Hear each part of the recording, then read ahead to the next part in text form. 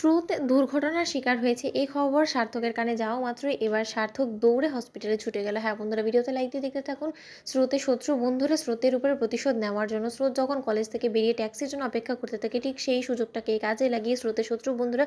Bike দিয়ে স্রোতের পায়ে আঘাত করে স্রোতকে সেখানে ফেলে রেখে যখন চলে যায়, ঠিক সেই মুহূর্তে পথচারীরা স্রোতকে সেখান থেকে তুলে নিয়ে হসপিটালাইজ করা মাত্র স্রোতের ফোন থেকে প্রথম ডায়াল করা নাম্বারটা সার্থকের দেখা মাত্রই সার্থককে ফোন করে জানায় যে দেখুন আপনি কে সেটা আমরা জানি না, কিন্তু তার শর্ত ওইখানে আপনার নাম্বারটাই আমরা পেয়েছি সর্বপ্রথম ওনার ফোনে, তাই আপনাকে জানাচ্ছি যে যেই হোক না কেন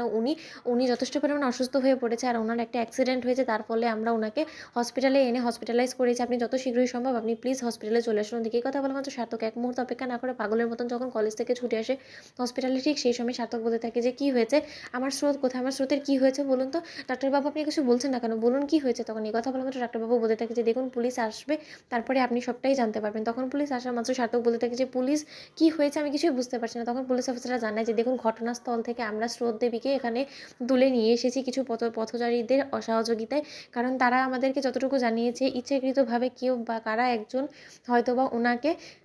মারার চেষ্টা করেছিল, আর যার ফলে কিনা ওনাকে পেছন থেকে একটা বাইক আঘাত করে সেখানেই ফেলে রেখে চলে যায়, আর তারপরেই তাই সেই পথযাত্রীটা তাকে উদ্ধার করে এখানে আনে। এই কথা বলা মাত্র সার্থক বলতে থাকে যে এখন স্রোতের কী কন্ডিশন বলুন তো ডাক্তারবাবু, আমি নিজেও একটা ডক্টর, আমি একবার হলো স্রোতকে গিয়ে দেখে আসতে চাই ওদিকে। এই কথা বলা মাত্র স্রোতের আঘাতের চিহ্ন দেখা মাত্র সার্থক বলতে থাকে যে বা যারা ইচ্ছাকৃতভাবে আমার স্রোতকে আমার কাছ থেকে কেড়ে নেওয়ার চেষ্টা করছে তাদেরকে আমি কাউকে ছেড়ে কথা বলবো না। ওদিকে সার্থকের বাবা হসপিটালে আসা মাত্র বলতে থাকে যে আমার বৌমার এরকম একটা অবস্থা হয়ে গেল, আর সার্থক তুই অপদার্থ, তুই কোথায় ছিলিস বলতো, তুই আমার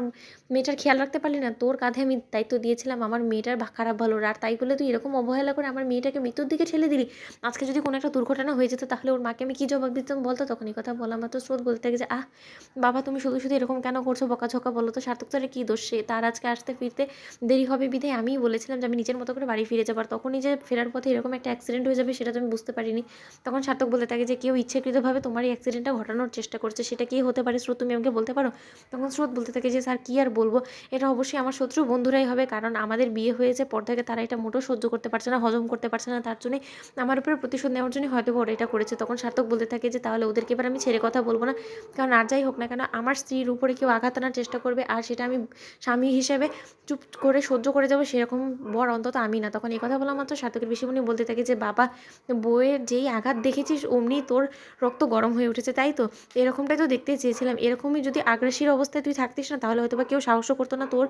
বউয়ের গায়ে একটা আঁচড় আনতেও, কিন্তু তুই আগেই এরকম অবহেলা করেছিস বিধায় আজকে মেয়েটার এরকম অবস্থা হয়ে গেছে। ওদিকে সার্থক বলতে থাকে যে স্রোত, আমি আর তোমার প্রতি কোনো রকম কোনো অবহেলা করবো না, আজকে থেকে আমি তোমার খেয়াল রাখবো। তো বন্ধুর ভিডিওটি ভালো লাগতে লাইক শেয়ার করে সাবস্ক্রাইব করতে ভুলো না।